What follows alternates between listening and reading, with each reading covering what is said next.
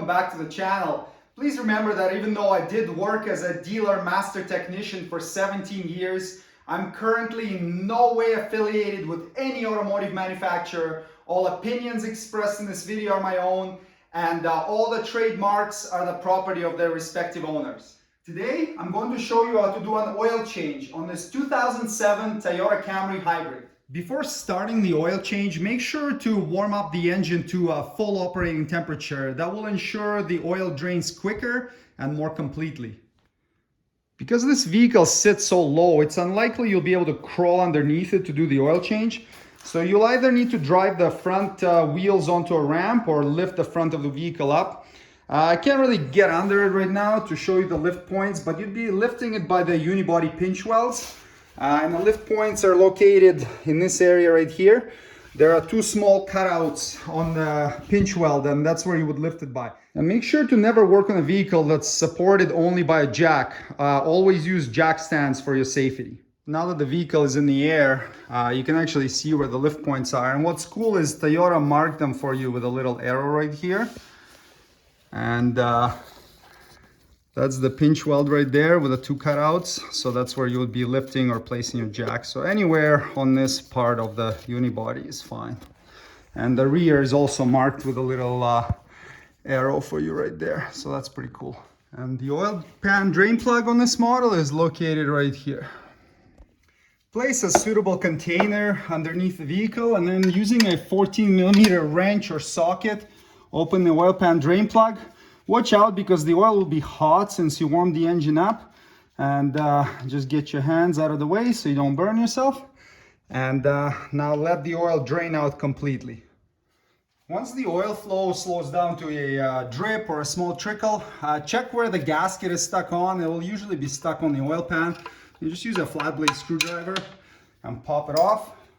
Wipe the surface and make sure there are no remnants of the gasket. That would be like the blue material on it. And then grab a new gasket, check the drain plug and make sure it's clean and has no remnants of the gasket material, and reinstall.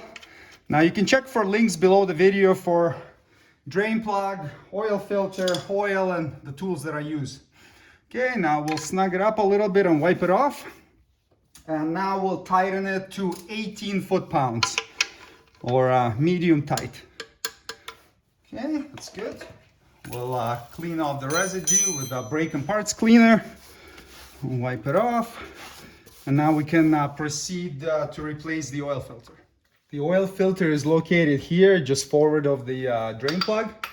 I'll grab the tool that fits onto it and loosen it. So just crack it a little bit at first, and then loosen it a bit, and let the oil drain out of it.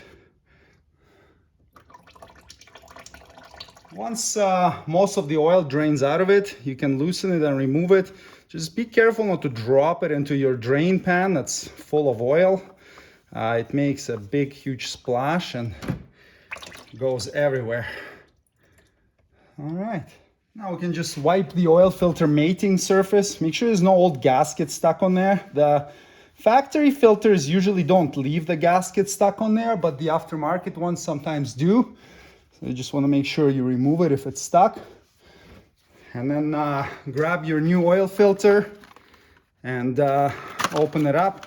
Now this is a Toyota one. It comes, has a little plastic protector here. Take that off. And then you'll find that the O-ring on it is already lubricated, so you don't need to put any oil on it. You just go ahead and line the threads up and screw it on.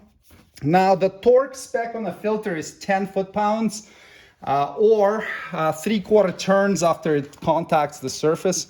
Pretty much if you just tighten it as tight as you can by hand, you'll be good. I wouldn't be using tools and cranking it too much beyond the 10 foot-pound spec. Otherwise it becomes really difficult to take it off after.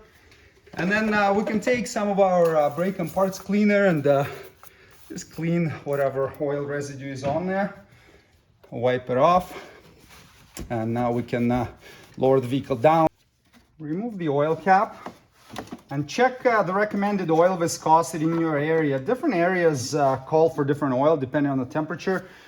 Here in Canada, it says 520 or 020. The 020 will give you easier cold starts.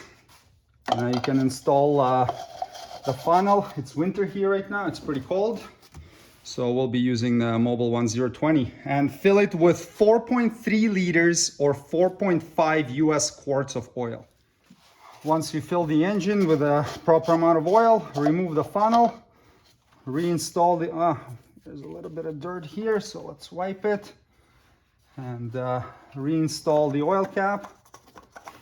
Now we can start the vehicle up and just let it idle for 5-10 seconds to circulate the oil around the engine. If the engine doesn't start right away because it's a hybrid, just give it gas.